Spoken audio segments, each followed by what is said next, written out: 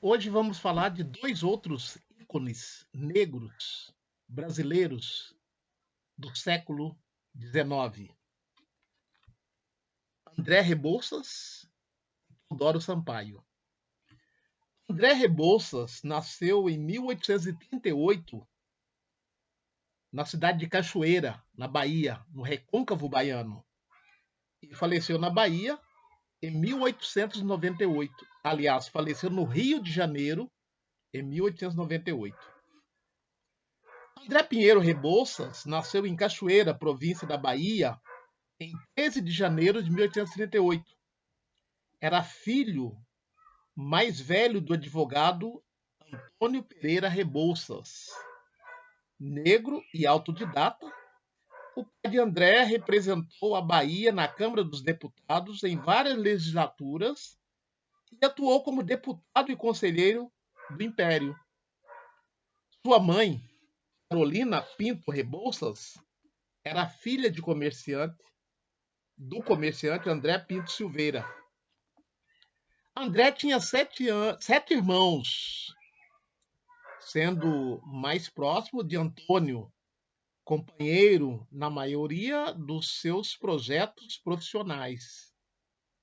Os irmãos Rebouças seguiram uma formação paralela aos filhos das elites do país. Em fevereiro de 1846, sua família se mudou para o Rio de Janeiro, com André e Antônio sendo alfabetizados pelo pai. Estudaram no Colégio Kopke, em Petrópolis, e depois no Colégio Marinho. Em 1854, ingressaram na Escola Militar, depois Politécnica, onde cursaram engenharia. E em 1855, os dois foram voluntários no 1º Batalhão de Infantaria. Em 1857, os dois irmãos assumiram o cargo de segundo-tenente do Corpo de Engenheiros, bem como terminaram sua formação na Escola de Aplicação da Praia Vermelha.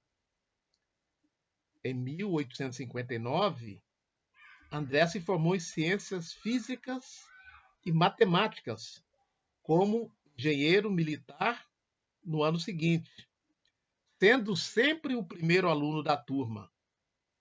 Em 1860, recebeu o grau de engenheiro militar.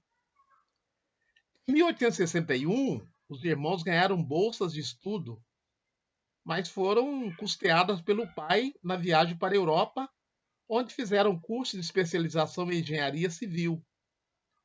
De volta ao Brasil, André escreveu memórias sobre os caminhos de ferro da França e, junto com o irmão, estudos sobre o mar. Em 1865, preocupado com a Guerra do Paraguai, alistou-se no Exército. No dia 21 de maio, o tenente André Rebouças, com 26 anos, partiu para a guerra. Favorável à manutenção do cerco de Uruguaiana, Rebouças iniciou, a partir de então, uma longa amizade com o Conde D, que nessa época dirigia as tropas brasileiras. Em 1866, atacado pela varíola, André retornou ao Rio, onde desenvolveu, junto com o irmão Antônio, projetos para companhias privadas que investiam na modernização da malha urbana brasileira. Um ano antes, sua mãe faleceu. Melancólico, André pediu baixa do exército e se inscreveu no concurso para lecionar hidráulica na Escola Central. Sua inscrição foi, entretanto, rejeitada com a justificativa de que havia sido realizada fora do prazo. Passou então a desenvolver projetos para o abastecimento de água na cidade do Rio de Janeiro e para a construção das docas Dom Pedro II e da Alfândega, onde permaneceu de 1866 até a sua demissão em 1871. Depois disso, passou a gerenciar as obras de uma companhia particular. André também atuou como secretário do Instituto Politécnico e redator-geral de sua revista. Desenvolveu ainda outras atividades. Foi responsável pela seção de máquinas e aparelhos da Sociedade Auxiliadora da Indústria Nacional. Deu aulas na Politécnica. Tornou-se membro do Clube de Engenharia e da Associação Brasileira de Aclimação. E foi um defensor da adaptação e produção de novos gêneros agrícolas, até então não cultivados no Brasil, para que competisse no mercado internacional. É bom lembrar que no século XIX havia as exposições mundiais e o Brasil sempre comparecia com produtos agrícolas. Continuando a biografia de André Rebouças. Em 1872, André partiu para a Europa. Por lá visitou Portugal, Madrid, Paris e em dezembro chegou à Itália, onde se encontrou com Carlos Gomes e assistiu aos ensaios da ópera Fosca, quando acabou convidado para ser padrinho do filho do compositor.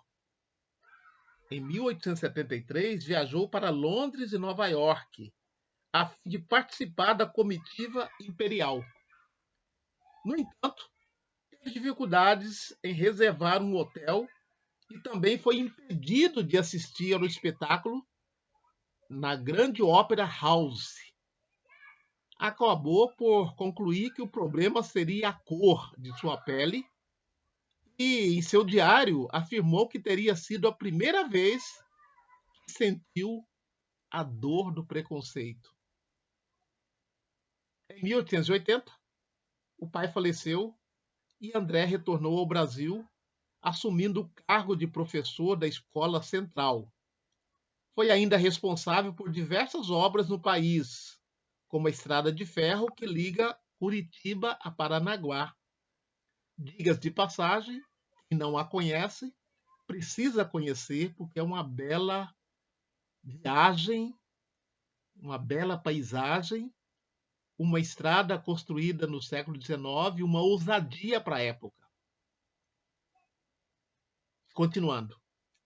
Antes mesmo de sua viagem à Europa e aos Estados Unidos, em plena década de 1870, André Rebouças se pronunciava a favor do fim da escravidão. Passou a integrar, então, a campanha pela abolição, ajudando a fundar a Sociedade Brasileira contra a Escravidão, junto com Joaquim Nabuco e José do Patrocínio, participando da Confederação Abolicionista e redigindo os estatutos da Associação Central Emancipadora. Tomou parte ainda da Sociedade Central de Imigração, junto com o Visconde de Tuné. André Rebouças costumava dizer que sua convicção acerca da necessária abolição teve início quando, ao participar de uma de suas obras, outro engenheiro pediu que ele libertasse o escravizado Chico, que era operário e havia sido responsável pelos trabalhos hidráulicos. As certezas de nosso personagem só cresceram a ponto de, diante de Dom Pedro II, dizer: sou abolicionista de coração. Não me acusa a consciência ter deixado uma só ocasião de fazer propaganda para a abolição dos escravos. Espero, em Deus, não morrer sem ter dado ao meu país a mais exuberante prova da minha dedicação à santa causa da emancipação. O engenheiro não lutava apenas pelo fim da escravidão, defendia a inclusão social mais plena para que essas populações, propondo uma reforma agrária e a concessão de terras para libertos. Aliás, fazendo um parênteses, isso já estava proposto em 1823 por José Bonifácio de Andrada e Silva, nos seus escritos projeto para o Brasil, na Constituinte de 1823. Mas como a Constituinte foi fechada por Dom Pedro I e promulgada, outorgada, imposta a Constituição de 1824, o projeto de José Bonifácio foi por águas abaixo. Então, na verdade, Rebouças estava sintonizado, assim como José Bonifácio, com as ideias liberais advindas da Inglaterra. Continuando. Então, ele propunha, a concessão de terras para os libertos. É, porém, preciso dar terras aos negros, ele dizia. A escravidão é um crime. O latifúndio é uma atrocidade. Não há comunismo na minha nacionalização do solo. É pura e simplesmente democracia rural. Quem está dizendo isso é André Rebouças, lá no século XIX. Não é nenhum militante do PCdoB, nem do PSOL, nem do PT. Não é? É André Rebouças, no século XIX. Rebouças se contrapôs à indenização dos senhores, afirmando que o trabalho desempenhado pelo escravizado superava qualquer investimento feito pelo senhor. Defendia que apenas o salário garantia a autonomia e a dignidade dos trabalhadores. O resto não passava de reescravização. Em seu livro Agricultura Nacional, Estudos Econômicos, Propaganda Abolicionista e Democracia, argumentou que a emancipação e a integração dos negros estariam condicionadas à garantia de acesso à terra. Mesmo assim, nunca se distanciou da família imperial. Rebouças foi, inclusive, um dos responsáveis pela exaltação da princesa Isabel como patrona da abolição.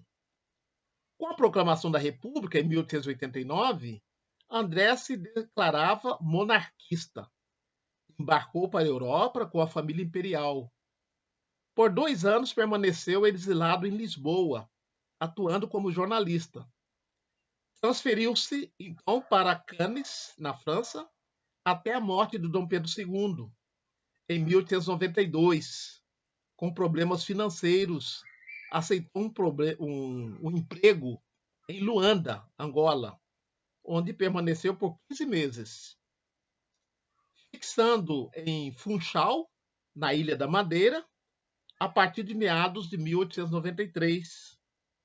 Seu abatimento se intensificou-se.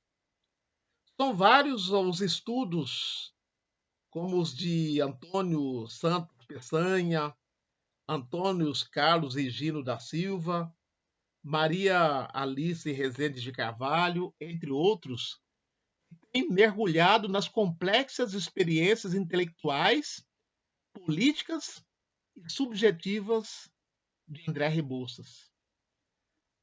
André Pinto Rebouças morreu no dia 9 de maio de 1898.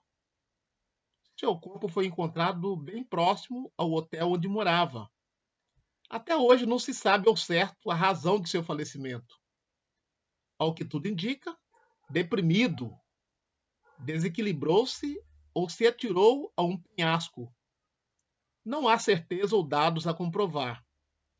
Ele, que tinha então 60 anos, sofreu com o trauma do racismo e com o isolamento daqueles que, por sua especialização, acabam se diferenciando, mas não encontram plena inclusão em meio às elites brancas do país. Então, essa experiência de André Rebouças nos mostra que não necessariamente a ascensão social elimina a discriminação racial. Foi-se o tempo que acreditava que o racismo era só uma questão de classe social. Não vai além disso. André Rebouças, como nós acabamos de ver, teve uma carreira exitosa, mas por ser negro, muitas portas se fecharam a ele.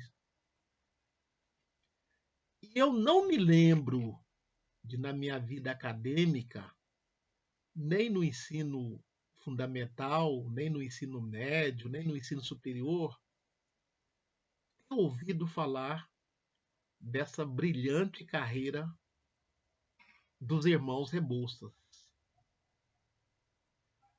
É preciso descolonizar os currículos.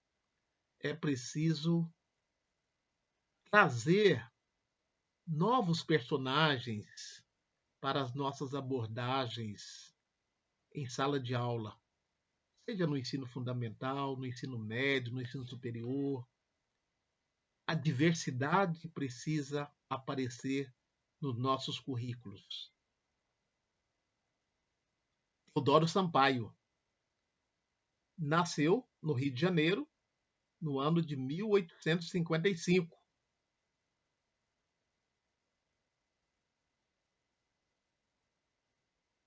Morreu em 1937. Engenheiro, geógrafo e professor, Teodoro Fernandes Sampaio, na verdade, nasceu em Santo Amaro da Purificação, na Bahia, não no Rio de Janeiro, mas exatamente no engenho Canabrava da Prosperidade, Canabrava da propriedade do futuro Visconde de Aramaré. Era filho da escravizada Domingas da Paixão do Carmo e foi alforriado na ocasião do batismo, chamado Alforria da Pia. Há muitas controvérsias sobre a identidade de seu pai. Alguns estudiosos sugerem que ele pode ser filho do padre Manuel Fernandes Sampaio, com quem viajou criança para São Paulo. Há quem diga também que Teodoro Sampaio era filho do major Francisco Antônio da Costa Pinto, o conde de Serimirim, irmão de Manuel da Costa Pinto, o visconde de Aramaré. Em Santo Amaro Santo Amaro da Purificação, Santo Amaro da Imperatriz é aqui em Santa Catarina, eu estou confundindo. Em Santo Amaro da Purificação, Teodoro estudou no colégio do professor José Joaquim Passos. Em 1865, com 10 anos, foi levado pelo padre Fernandes Sampaio para São Paulo. Mudou-se na sequência para o Rio de Janeiro, estudando no colégio São Salvador. Mais tarde ingressou no curso de engenharia da Escola Politécnica, concluindo em 1876, sendo em seguida contratado como desenhista do Museu Nacional. O texto de Vlamira de Albuquerque, historiadora baiana, entre outros, explicitam como, sem nunca esquecer a família, Teodoro retornou a Santo Amaro para rever a mãe e os irmãos. Consta que teria engajado na alforria dos irmãos mais velhos, que ainda continuavam cativos. Assim conseguiu, em 1878, libertar Martinho, Ezequiel, em 1882, e Matias, em 1884. Libertou seus irmãos.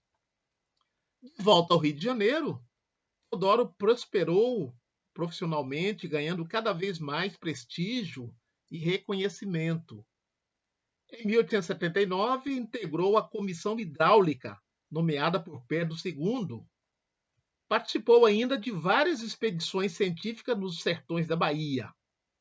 Em 1881, tomou parte nos trabalhos realizados para as obras de prolongamento da linha férrea que ligava Salvador ao São Francisco e assumiu em 1883 o posto de engenheiro-chefe.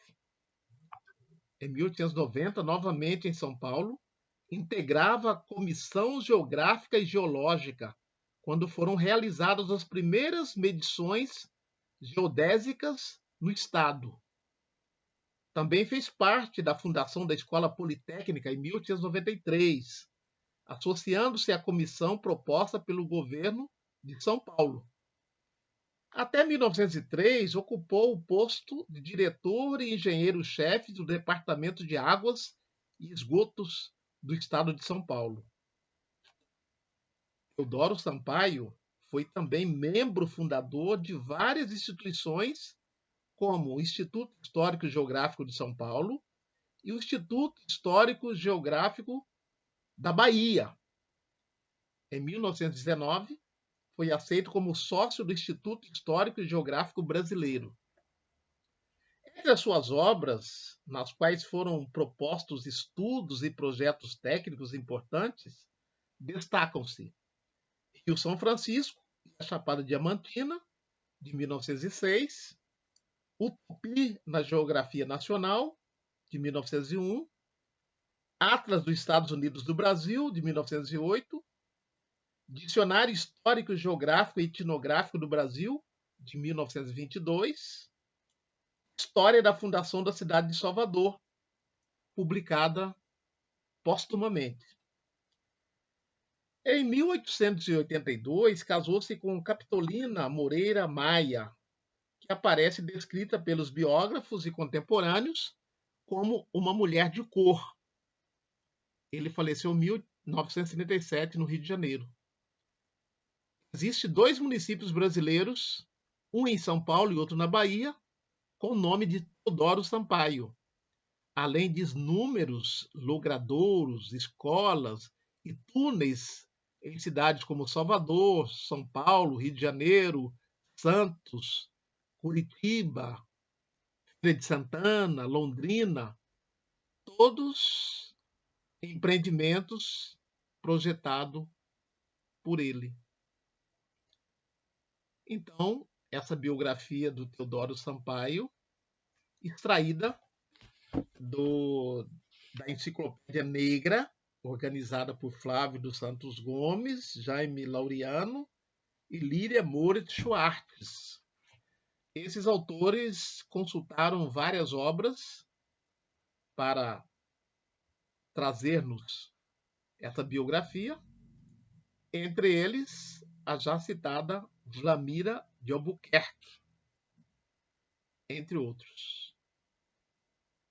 Africanidades Conectadas tem como finalidade, entre outras, revelar esses intelectuais negros brasileiros do século XVII, XVIII, XIX, XX, XXI, que muitas vezes, entre aspas, foram esquecidos pela história tradicional, oficial, quando não transformados em sujeitos brancos, como aconteceu com Machado de Assis e outros. Divulguem Africanidades Conectadas. Sugira, dê as suas opiniões, nos acompanhe. Grande abraço e axé.